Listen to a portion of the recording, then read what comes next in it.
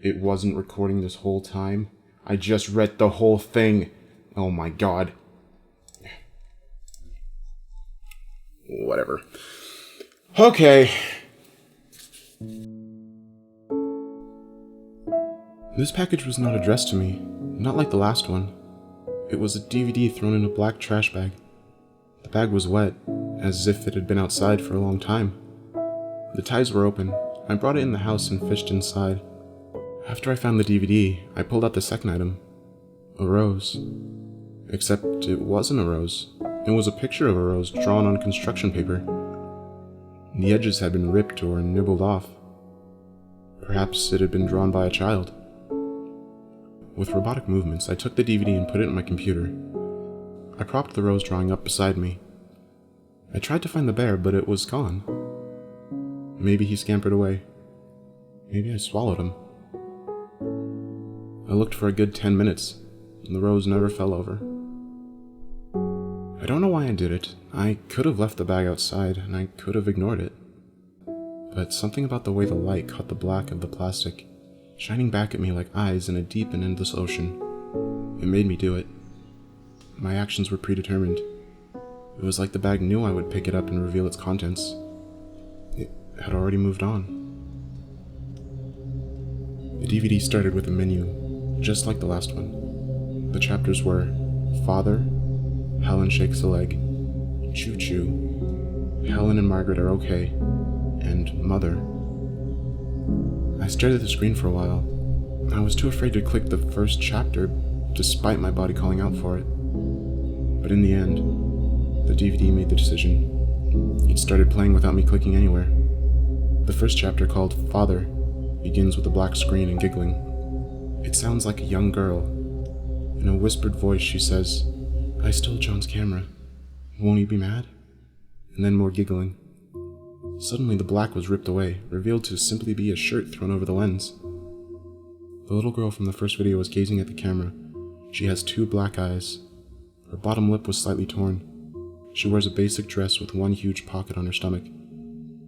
She stops laughing, and looks as if she's going to cry. She rubs her eyes furiously despite the pain it must cause her. She turns her back to the camera and sits down. There are a few seconds of silence. Slowly she lifts one finger over her shoulder. The rest of her hand and arm are not in sight. She bends her finger up and down. In a strange high voice she says, "Hello, I am Yesterday." In her regular voice she responds, "Hello, Yesterday. I am lonely. Will you be my friend?" The finger wags and says, "No, you are ugly." "Please?" The finger stands up straight. It quivers for a second. "Ugly girls get devil grass and bruises." "I'll be your friend," cries a new voice. The girl has lifted her other finger over her right shoulder. "I love you, daughter. You are no demon. You are a clean baby girl." The left finger angrily asks, "Who are you?" "I am her father."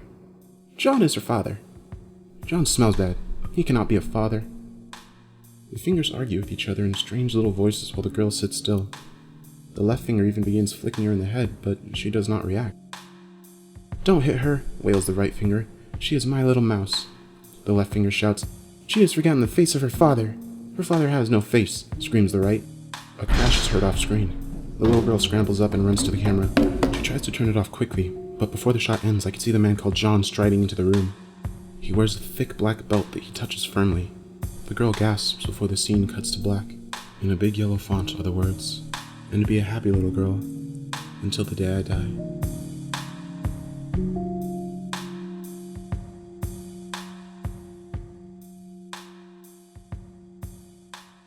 The main menu returns. My hands are tickling. It felt like they itched. The rose had begun to smell. It was sweet, like a real flower. I breathed it in. For some reason it turned to smoke in my throat. I coughed and scratched at my neck. Before I had completely gotten the ash out of me, the next chapter began to play. Helen Shakes a Leg is the most graphic video I've ever seen. It starts with a woman, the same from the previous DVD, strapped to a table. It looks like the same dining room table that they had eaten the raccoon off of. She is tied down with belts. She fights against them, but it's no use. The camera person walks around the room to show the woman from every angle. Also in the shot is a large machete and an iron. The woman does not scream. She just stares at the camera defiantly. She whispers something that might be candlestick. Finally, the camera person sets the thing down facing the woman. As I expected, the camera person reveals himself to be John. I can only assume the woman on the table is Helen. Somehow, John has always managed to keep his face out of frame. This scene is no different. John picks up the machete. Helen turns her face away in fear or hatred. He approaches her and rubs the dull side of the blade against her skin.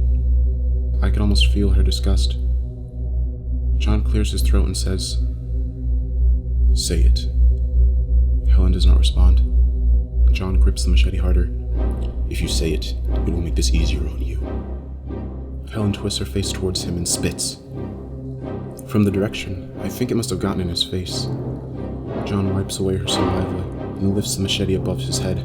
His body shakes. "I do not aim with my eye!" He screams as he brings the blade down upon her leg. Helen screams as blood splatters across the room. John lifts the weapon again. "Do not cut with my hand!" He swipes downward and slashes her deeper. I swear I could hear when the knife hit the bone. Helen weeps. John is smiling, dripping red. "I do not kill!" He cracks the machete on her leg again, nearly severing it. I wanted to look away, but I was not in control of my body. John drops the weapon and descends on the leg. He uses his foot to try to break the bones. Helen is passed out. Drool falls from her lips, mixing on the floor with her blood. He twists the leg until it comes off. He throws the limb away from him and picks up the iron. He sticks his hand in the wound for a second, letting the viscera collect in his palm. Then he presses the iron to the hole, cauterizes the wound. You can nearly smell the cooking flesh. John hums a song, pleased with himself. The last shot is of a yellow screen with small black text.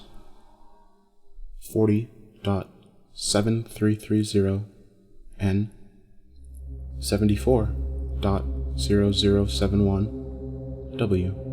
Rose was gone. I didn't bother looking for it. I vomited onto my lap. It smelled like flowers. I tried to get up and clean myself, but I was stuck. There was a belt around my waist, tying me to the chair. It had a holster that was empty. No, not empty. It had a real rose inside of it. Choo begins playing without warning. Luckily, it was a quick chapter. It was just an image of a tiny house from the origin chapter. It fast-forwards through 2 days of footage, showing the shack in day and night. I managed to capture a screenshot of the structure. After the 2 days are complete, the main menu returns. Now, however, the structure stands in the background of the screen. It won't leave. It won't be forgotten. I tried to move again, the belt was gone. The vomit was gone too. Maybe I'd imagined it? The real rose that had been in the holster was now on the table. I reached out to touch it. A thorn pricked my finger. The blood was yellow. It dripped onto the table, onto my computer, onto my legs. Helplessly I looked up as the next chapter played. Helen and Margaret are okay. It starts with Helen in a wheelchair. Except it's not a wheelchair. It's a regular kitchen chair with 2 large cardboard circles taped to the outside. She is either unconscious or extremely out of it.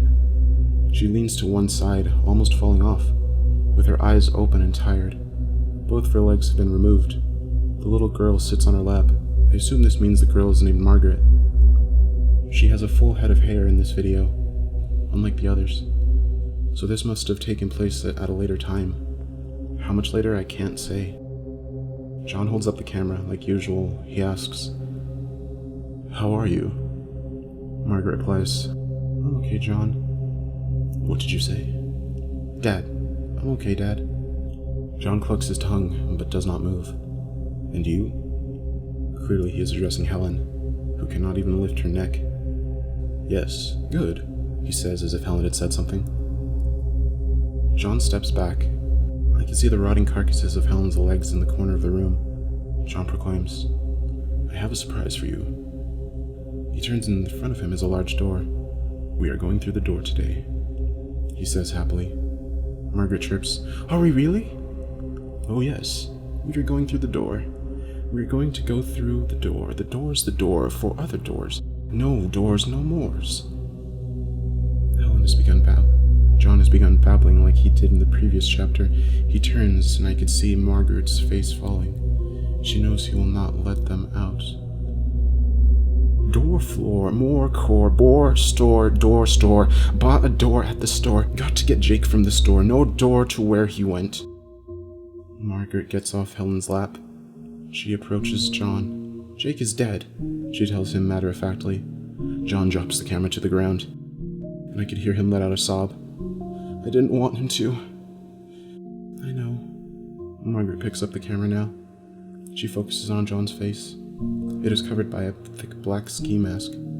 Even if Margaret wanted to show his face, it was covered. John, why do you record us? He looks at her for a moment. Record, cord, door, got to get the door. Margaret lets out a long sigh and turns the camera off. I wanted it to be over. I wanted to shut off my computer. But now it was covered in scorpions. The little bear had returned and was roaring next to me. Roses enclosed the floor. I heard 5 gunshots from somewhere. Started crying. Why was this being sent to me? What had I done that was so terrible? Did I deserve this? The last chapter was called Mother. The footage opens on a plastic gun on the floor. Slowly, Helen crawls into frame. Her movements are weary. She is dirty and naked. The stumps that were once her legs scratch across the wood. Every inch looks painful. She slithers as close to the camera as possible and begins to whisper into it. Please kill me. Please, kill me. She takes the plastic gun in her mouth. She pulls the trigger, but obviously nothing happens. She pulls it again and again. Tears well up in her eyes. She changes the gun's positions to her forehead. But of course it does nothing. I want to die, she says a bit louder. It would be better for me to die. A light comes on from somewhere in the room. Margaret says, Why do you want to die? Helen stares at the camera. In the smallest whisper possible, she says, I'm pregnant. What? Margaret calls out from her spot across the room. Nothing, Helen says louder. Go find John and tell him he left his camera on. The scene ends. I blinked and my computer was shut down. There were no scorpions. The drawing of the rose was still propped up on the table. The little bear was next to me, harmless. I looked to my finger, but found no cut. Desperately, I tried ejecting the DVD, but there was no DVD. Nothing was inside. I kept pushing the button, hoping to make sense of all this. I heard a sound behind me. My body froze. The blood barely moved in my veins. It was a small beep. Just a tiny, everyday noise. Just the sound of something small being turned on. Something like a camera.